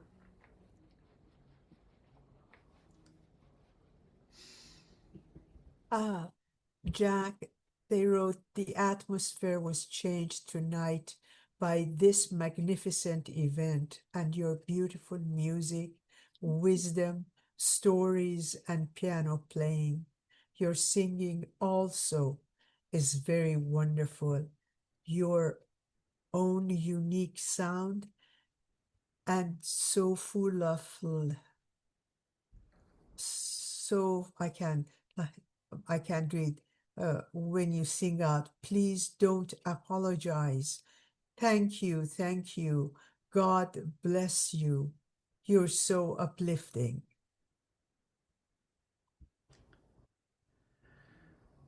That's very kind. I will take those words as encouragement to do better. The, I the, promise. the comments are coming, and I don't want to keep you. I'm just wondering if we can ask the picture of Mrs. Javid would be praise. Actually, we had a hand. I'm sorry. I apologize. It was a moving evening. I know somebody raised her hand. I forget the name. Do you want to come back? We can have one question. I apologize that I forget. Okay. So is it possible? I need a secretary here to read all this, all this chat. Was it you? Well, you start. I don't think it was you, but go ahead, please. Excuse me. Oh, I apologize. Yeah, It was me. I had my it hand was up. you. Yes, yes. Can we see So your thank you. face? I'm doing my best. I'm in the car. I just pulled over. I'm at a friend's. Okay. But Jack, thank you so much. I'm just so moved in so many ways. But I had to, if it's okay, do a shout out to Solange Lord, and if Sharon is on, because she mentioned her grandmother, who is really Yes. literally my aunt. And Wow. I just want to say, you know, spiritually, but I also know that Solange, I knew her as a child. I don't know if she remembers me, but it's just very special because her grandmother is a servant of Baha'u'llah. She's passed, but she is in my heart. I pray for her. She is such a warrior for Baha'u'llah. And if anyone is, in terms of they talk about the next world being around us, she's the spirit that must be here because Solange is speaking up like an angel. And I just want to say thank you, Solange, for being here. And Jack, I am transformed by everything you said. I am ready to just serve in another level. And I do a thing called Soul Connections once a month. And I collaborate with the Unity Church in Pomona here in California. And I'm just so inspired to bring, if it's okay, much of what you shared. It's just delightful. So thank you. And shout out Solange, bless you. Allahu Akbar. Allah, Welcome, Chuck. It's good to see you. thank you. Thank you. Oh, that's a great connection. Beautiful. Thank you so much. Bob, would you be able to to put Mrs. Javid's picture on the screen, please? Yes, for Thank you, sure. Bob. What would we do without you? Thank you. This is the wonderful woman. I was blessed to serve with her on the Assembly of Dundas for many years, and she was such a dynamite, lovely, loving, spiritually gifted, whatever adjectives I could find. She was just a sweetheart. She had firesides in her home faithfully, I think, for I don't know, 25 or 30 years every Wednesday night. She never missed one. And so she was a wonderful soul that we all miss, and we'll get to see her in the next world. I really appreciate you saying that, Bob. I have to tell you a funny story because my wife is not a Baha'i, at least in name. But she would always come to Akdas's, or lots of times would come to Akdas's with me, and Akdas would always give her flowers. When she left, I'm sure you remember that practice of hers, and the large cake she would make, and it was just unbelievable level of service and hospitality and spirit. But we would get the flowers home, and there was always a card in the flowers, like a little white envelope. And we would open the envelope, and it would be a Baha'i declaration card. She wasn't going to let Deborah think that she was getting away with it, and so the joke around our house is that we have lots of cards from Akdas. and my dear wife, who tolerates me, says that she'll become a Baha'i when I die. And I said, well, what if you go first? And so I often think that that Akdas is right there with her, right? What a beautiful story. Thank you. Thank you so much. Thank you, Bob. Shu, are you here, Shu? Please Yes, unmute. Shu is a great friend from San Francisco. Where are you, Shu? I am here. Good for I you. see you. I see you too. So, Shu, I would like you please to say a prayer. If for the departed, it would be great. And if it is in Chinese, it's even great. If not, that's fine. Yeah, I found one. Okay. Departed prayer in Chinese. 我的上帝啊，您是赦罪者、恩赐者、消除苦难者。诚然，我恳求您宽恕所有舍脱肉血之躯而升腾至灵界者的罪过。我的主啊，净化他们免于过错，驱除他们的忧患，并将他们的黑暗转变成光明，引领他们进入乐园，用那最纯净的水洗濯他们，并让他们能在那至为崇高的山岭仰望您的光彩。阿弥陀佛。Thank you so much. Thank you so very much. It's 2 minutes to 9. Let me thank Jack one more time. Jack, I really, really don't know how to thank you. I really appreciate it. We all love you very, very much. And the chat just attests to all of that. I won't read more of that because I know it's going to be till tomorrow. But thank you for accepting such a short notice. Thank you for being such a wonderful, wonderful speaker. And we would love to have you for Rizwan. I'm asking in front of others, so sure you would say yes. I would be so happy to join you, please, at any time.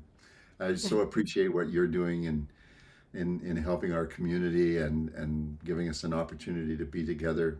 It's a wonderful wonderful thing you're doing, and I really thank you for that. Bruce, Yes. hi. Thank you very much for providing this. And thank you, Jack. It was magnificent to hear you. My son is a little bit shy, but he has a question. He raised his hand. His name is Ario. If we have time, he can ask. Please, Sure, go of ahead. course. Thank you. Hi, Jack. I just wanted to say that that music was sublime, and I really loved it. It was just so awesome. And I'm actually I'm actually aspiring to also be a music composer and Wonderful. go into that field and do music for movies and films. And I was wondering if maybe I could send you maybe 2 or 3 short samples of some of my compositions. I would love that, Ario. Please. I work with a lot of young people. I do seminars and master classes. I'd be thrilled to hear your music and to be of whatever encouragement I could be. I think that's wonderful. It's a wonderful profession, as well as something that you enjoy and love all of your life. So I really admire and thank you for mentioning that. And you have my love and encouragement, my friend. Thank you very much. Bravo.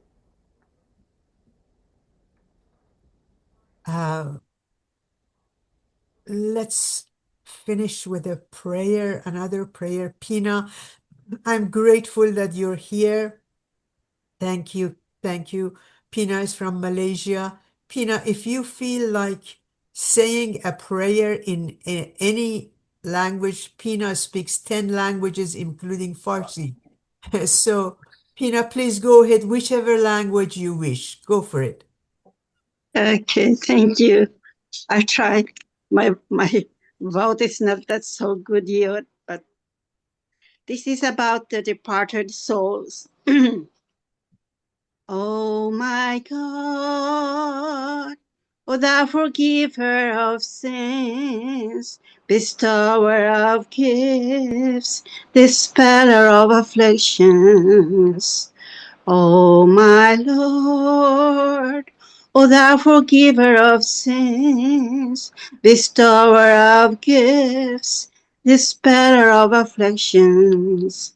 Verily, I beseech thee to forgive the sins of such as have abandoned the physical garment and have ascended to the spiritual world and have transcended to the spiritual world.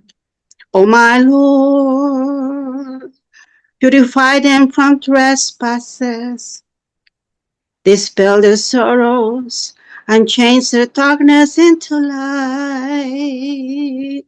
Cause them to enter the garden of happiness. Cleanse them with the most pure water, and grant them to behold thy splendorous Son, loftiest mount,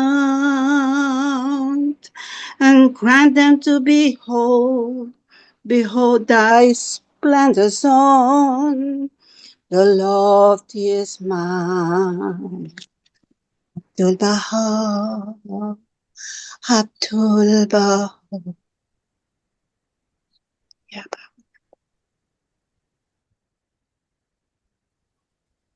Thank you, Pina. I'm glad you're feeling better. Diana, thank you for joining us from Belize. Give them our love. Jack, you gotta go. Okay, sorry. Much love. Thank you. Thank Love you you. all. Bye Thank for you. now. Bye. Bye. Friends, if you feel like having a few prayers before you leave, you're more than welcome. I'm here. Please go ahead.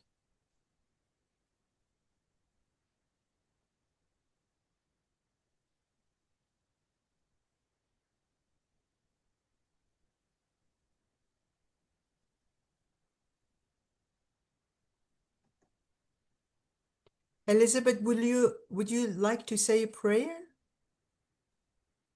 You Jack have has to. her hands up. Who has his hands up? Effat Daneshpur, she had her physical hand up. I didn't see that. I apologize. She's down there. Efat Now Khanum, she's ready. yeah, go ahead, please. Efat Khanum, go ahead. Thank you. Wallah, Rabbana, wa malazana, azay kurubana, بوزوغ شمس وعدك الكريم وخفف همومنا بنزول ملائكة نصرك المبين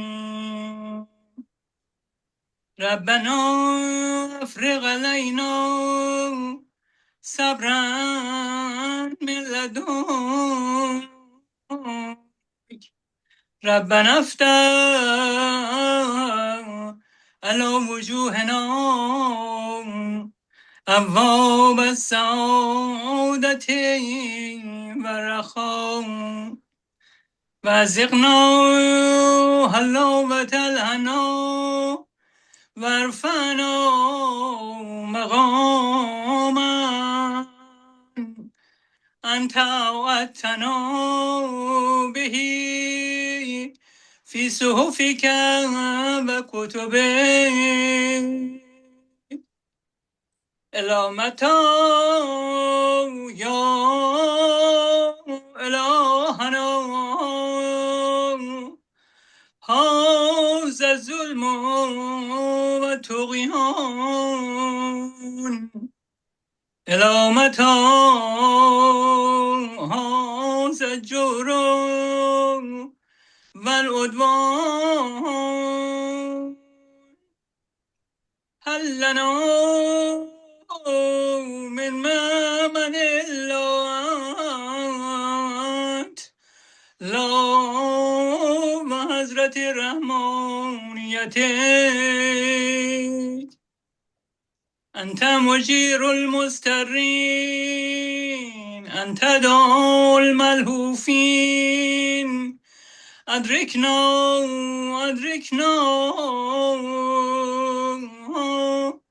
بفضلك يا ربنا الأبهار ولا تخيب آمالنا يا مقصود العالمين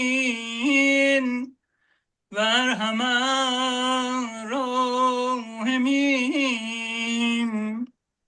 بنده آستان شوقی.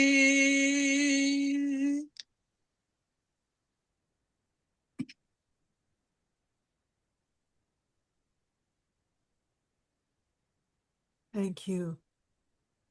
Thank you, Efat Khanum. It was beautiful. It was very timely. It was one of the guardians' prayers. Thank you. Bruce, I can say this short prayer in French. That would be perfect. I wanted to thank Said Khan, Mr. Furughi here. If after Elizabeth Said Khan, you would like to play a piece, you're more than welcome. Sure, I'll try it. Thank you very much. Okay, thank you. So, Elizabeth, please go ahead. Right.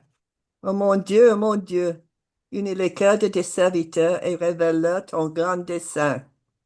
Puisses-tu suivre tes commandements et observer ta loi.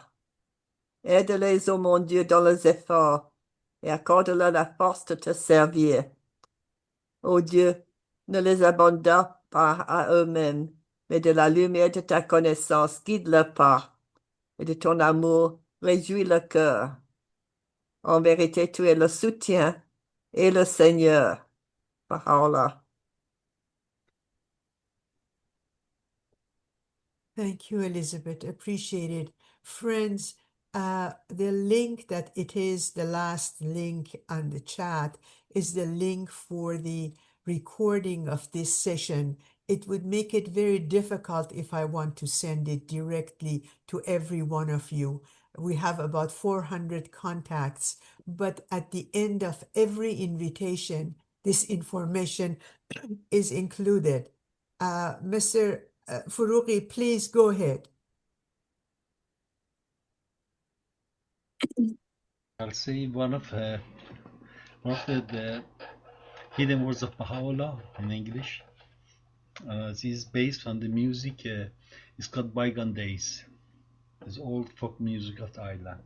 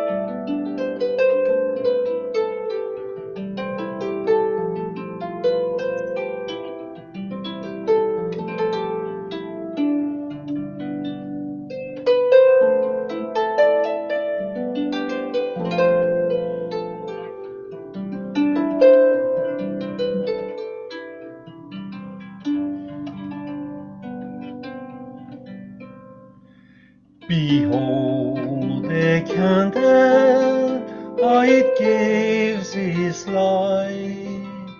It weaves its life away drop by drop, in order to give forth its flame of light. It weaves its life away drop by drop. Thy name is my healing, O my God, and remembrance of thee is my help with thee. Nearness to thee is my hope, and love for thee is my companion.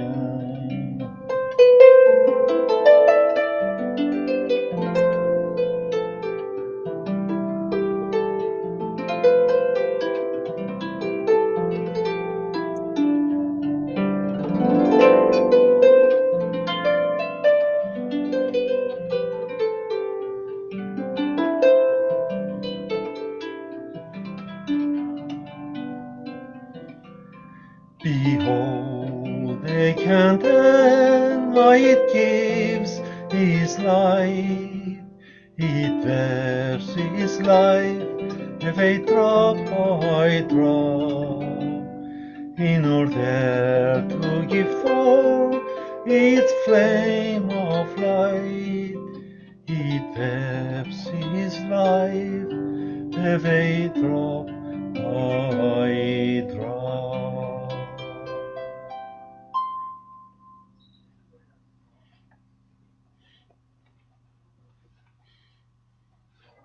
Thank you so much. Thank you so very much. Carol Seri, Yes. would you like to say a prayer, please? I'll say a prayer in Spanish. That would be great. Carol, do you receive my emails or not? I do. Okay, thank you. Thank you. Thank you. Entona, oh mi servio, los versos de Dios que tú has recibido, como son entonados por aquellos que están servido a Él, para que la dulzura de tu melodía encienda tu propia alma y atriga los corazones de todos los hombres.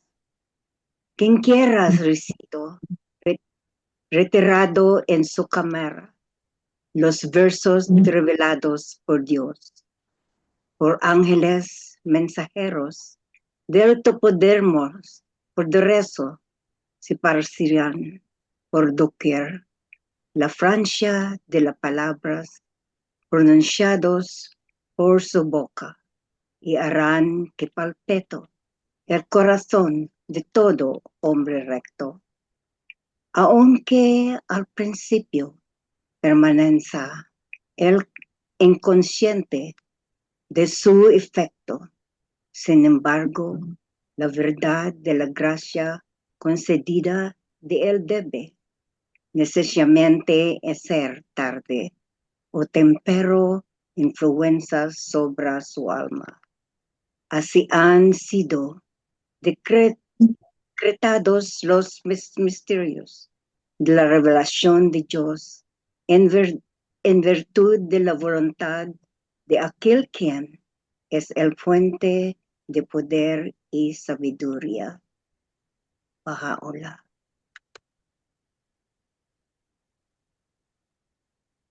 Thank you, Carol. Thank you so much. Anybody else would like to say a prayer? Yeah, I like to do that. Perfect. I don't have your name. I only know some song. Is Oh it? yeah, I'm using my phone. My name's Beatrice. Oh, Beatrice, that would be wonderful if you can say prayer.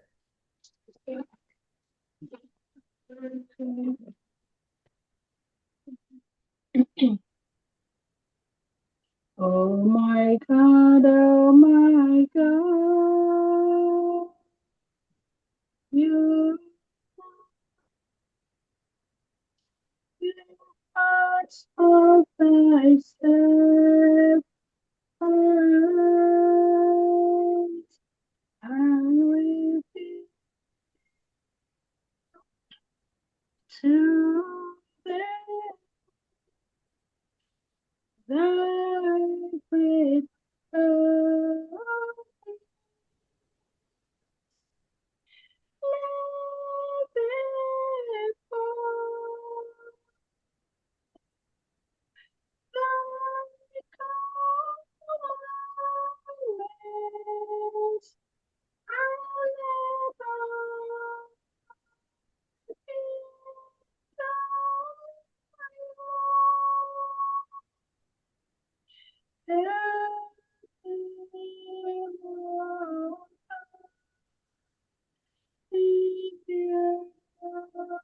And ever our greatest faithful Savior,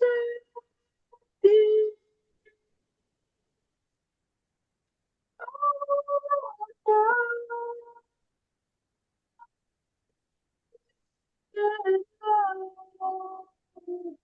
to themselves.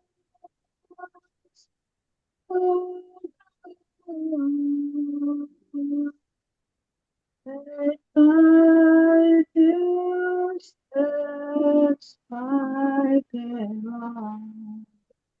Of thy knowledge, I choose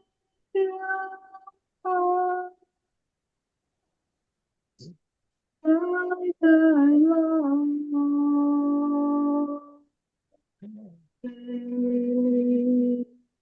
Thou art the heaven, and the throne.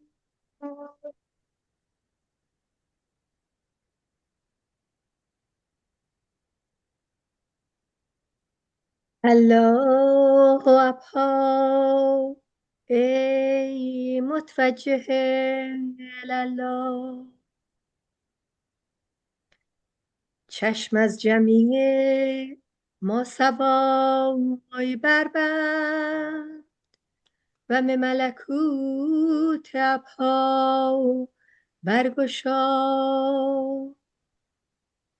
آنچه خواهی از او خواه و آنچه طلبی از او طلب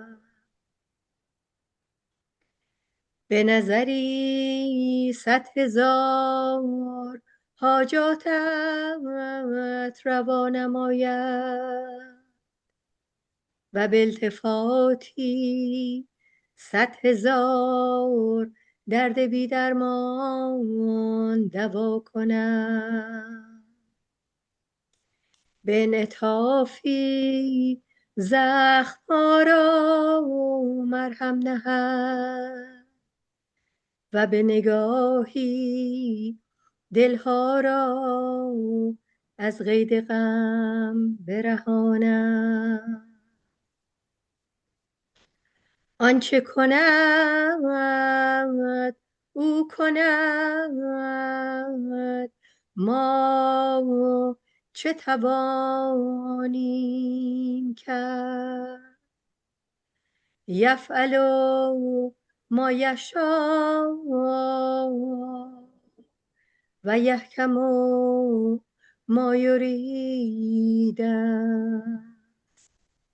پس سر تسلیم نه و توکل بر رب رحیم به والبهان علیک این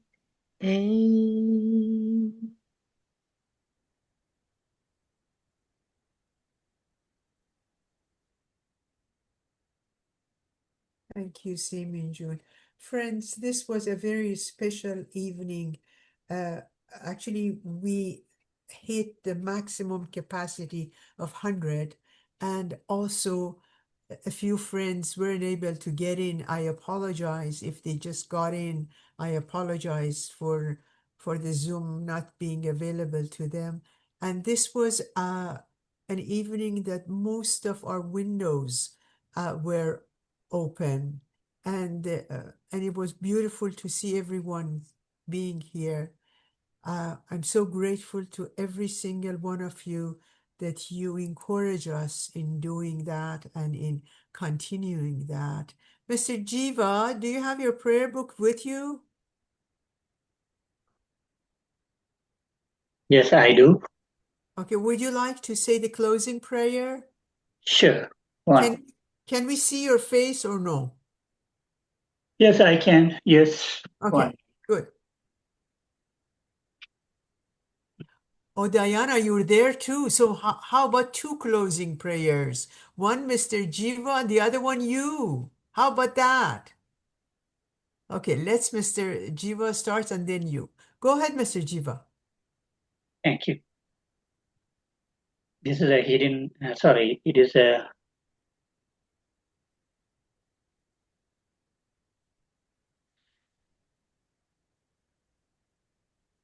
இன்னல் தீர்ப்போன் இறைவனன்றி யாரருள் சொல் இறைவனே போற்றி அவரே தெய்வம் யாவரும் அவர் ஊழியர் யாவரும் அவர் சொற்பணிவர். Thank you. Thank you. Diana, please finish us, so to speak. You're muted, Diana.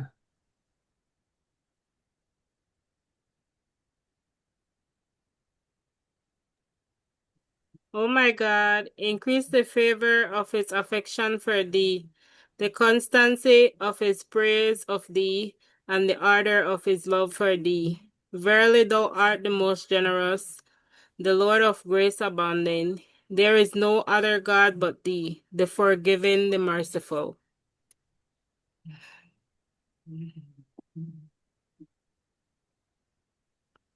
Thank you so much. Jalal, you want to say a prayer?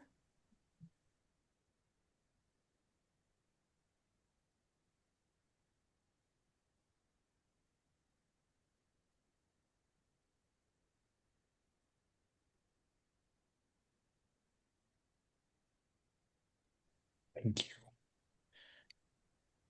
Blessed is the spot and the house, and the place and the city, and the heart and the mountain, and the refuge and the cave, and the valley and the land and the sea, and the island, and the meadow where mention of God hath been, and his praise glorified.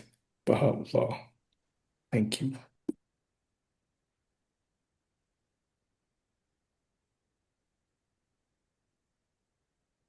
Good evening, friends. See you next week. Our February is magnificent. I won't bring any names, but it's a magnificent month. So don't forget next Thursday. Much love to you all. Please give our love to the friends in Belize. I've been to Dangriga and other places with Dr. Ahmadiyya was there. I was their guest. So I always remember that country very fondly. Much love to you all. So see you soon. Ya Baha'u'llah. Thank you, Carol. Thank you so much. Allahu Akbar. Allahu Akbar. Yeah, Merci, Bob. Thank you, Bob. Thank you. Thank you. Thank you. Thank you, Jerry. Thank you, Malwin. Thank you, Mr. Jiva. Merci, Elizabeth. Merci. C'est Merci, vraiment Arrête, Elizabeth. I'm sorry, what did you say, Elizabeth? mon plaisir. Thank you, Jalal. Thank you, Kath. Thank you, Jerry. Thank you, Dora. Thank you. Thank you, Efat Khanum. Thank you. Thank you, Linda. Thank you. Oh, Faye, you're here. Love you, Faye. Didn't see you sooner. Thank you. I don't know how to leave, but I leave, so you leave too. Much love. Goodbye.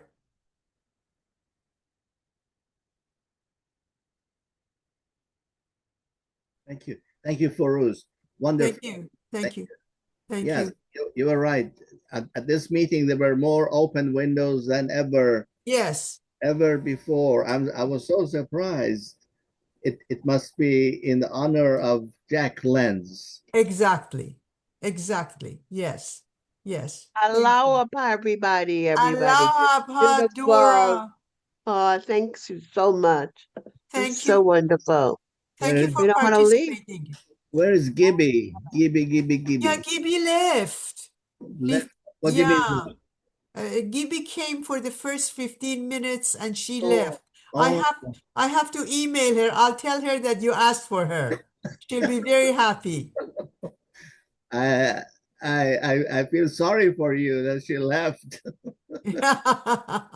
She hasn't been well for the past few months. Okay. But I will contact her. Thank you for reminding me. Thank you. Yeah, we can't have this fireside without her. Gibby, that's right. That's true.